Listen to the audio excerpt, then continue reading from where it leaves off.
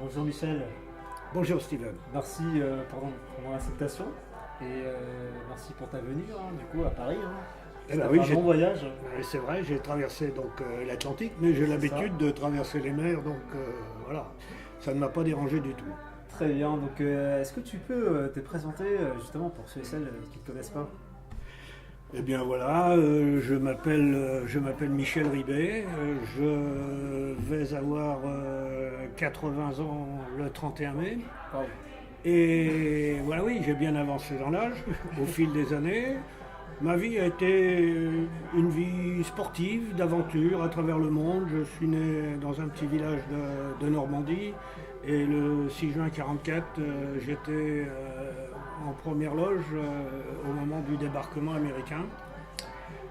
Et bien la guerre a façonné quand même les enfants, les adultes aussi bien sûr. Et j'ai quitté le domicile. Mon père était prisonnier en Allemagne.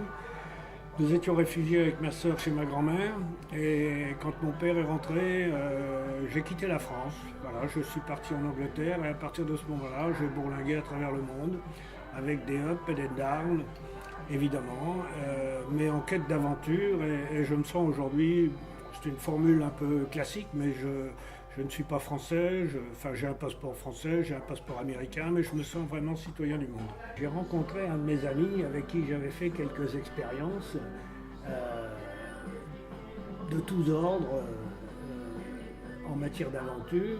Un anglais très bien fêlé comme il faut, parce que moi j'ai rencontré dans ma vie beaucoup de fêlés.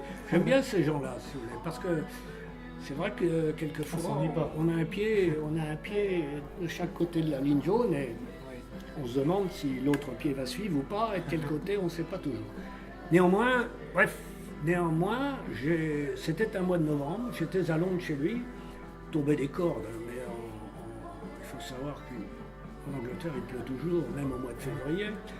Toujours est-il que nous regardions la télévision et à ce moment-là, il y avait, début novembre, le marathon de New York. Et je lui dis, mais tu te rends compte, ces gens-là, c'est absolument fabuleux. Ils courent un marathon 42 km, regarde les temps, enfin bref, etc., etc. Et il me dit à ce moment-là, il me dit, piece of cake. Je lui dis, comment un piece of cake? Je lui dis, toi tu cours des marathons? Il me dit, oui, oui, moi je cours depuis 3 ans.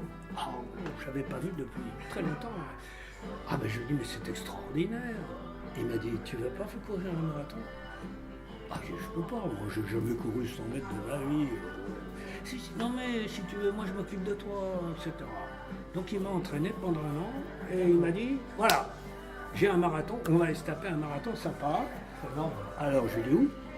Il m'a dit, au début il m'a dit, non je te dirai pas, mais si tu sors vivant de ce marathon, et comme je savais qu'il était vraiment gelé, lui, si tu sors vivant de ce marathon, après ce sera vraiment du gâteau. Et puis, 2 mois avant le marathon, il me dit voilà, le problème est simple, on va préparer nos bagages, on va partir dans l'Himalaya, on va partir dans l'Everest, et on va. Première course. Mon premier marathon, c'était l'Everest. J'ai choisi là. Et j'ai dit l'Everest, c'est un marathon en apnée, je lui dis. Il me dit non, mais presque, parce que c'est vrai que la ligne de départ est de l'ordre de 5008. 5800 quelque chose. Alors on me dit on part de Katmandou, on part à pied, on crapahute avec les yaks et tout, merde, voilà. Et puis on arrive au camp de base de l'Everest, on passe le glacier du Kunju, et voilà, et crac, et le départ du marathon est là. Wow. Non, mais je lui dis mais ça dure combien de temps cette montée? Ah il me dit 20 jours. Ah, bah, oui. on aura le temps de s'acclimater. D'accord. Oui, il m'a dit, oui, enfin bref, je vais vous passer les détails. Course fabuleuse, extraordinaire. Et quand je suis revenu, alors à Namché Bazar, si vous voulez, c'est un endroit un peu mythique et mystique à la fois. D'accord. C'est-à-dire que, bon, il y a le Népal déjà, il y a tout ce bouddhisme, on prie les dieux, etc. etc. Ouais. Et là, vous avez toutes les équipes qui partent faire le sommet de l'Everest. D'accord. Elles sont là, Ouais. elles attendent des conditions climatiques idéales, tout le monde est concentré, tout le monde est anxieux. Certaines équipes reviennent tous les ans parce qu'elles ont échoué. D'accord. Certaines ont perdu des amis. J'ai rencontré des Allemands, ils étaient 6 au départ, c'est la 4e fois qu'ils venaient, ils n'étaient plus que 3. Ah oui. Et les mecs vont dire, moi, si je dois mourir, c'est en mon temps. C'est vraiment c'est extraordinaire. Donc c'est une aventure. Et nous, on est arrivés, puisqu'on est descendu sur Namche Bazar. Hein, on est descendu en altitude, up and down, en passant à travers des monastères, des moines qui nous regardaient passer en se demandant si le monde était toujours fonctionnait très bien et d'où nous arrivions. Et voilà, ça a été ma première expérience. Et puis j'ai été tout de suite mordu parce que ce sont des épreuves difficiles et moi j'aime bien quand on me dit tu n'y arriveras pas, ça commence à me motiver. Ça vous motive. À tout point de vue, que ce soit sur le plan professionnel, sur le plan amoureux, sur le plan. Quand on me dit non, tu n'y arriveras pas, et bien là ça m'intéresse beaucoup et ça me permet, si vous voulez, de progresser beaucoup plus rapidement. Donc après, j'ai enchaîné les marathons aventures tels que l'Antarctique. Ouais. Là, pareil, vous partez avec des potes, vous partez...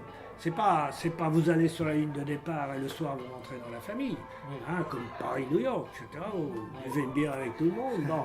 Mais là, c'est pas ça. Vous partez, vous êtes concentré dans une aventure, vous créez une équipe. Et vraiment, ce sont des gens. C'est un peu comme dans le monde marin, si vous voulez. On est une poignée, et dans toutes les aventures que j'ai faites par la suite, on retrouve toujours les mêmes. Il y a toujours les mêmes fêlés. Il y en a toujours de nouveaux qui viennent se greffer un peu là-dessus. Mais et puis c'est particulièrement agréable parce que c'est très fort, hein, c'est très puissant.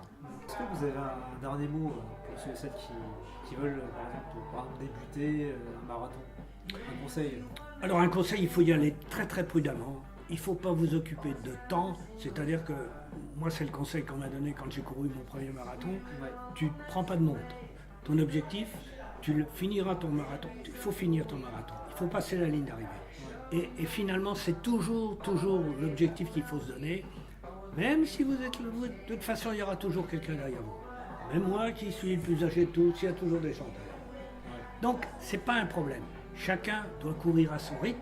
Et surtout, vous devez, une fois que vous avez franchi la ligne d'arrivée, vous ne devez pas être au bord de l'asphyxie.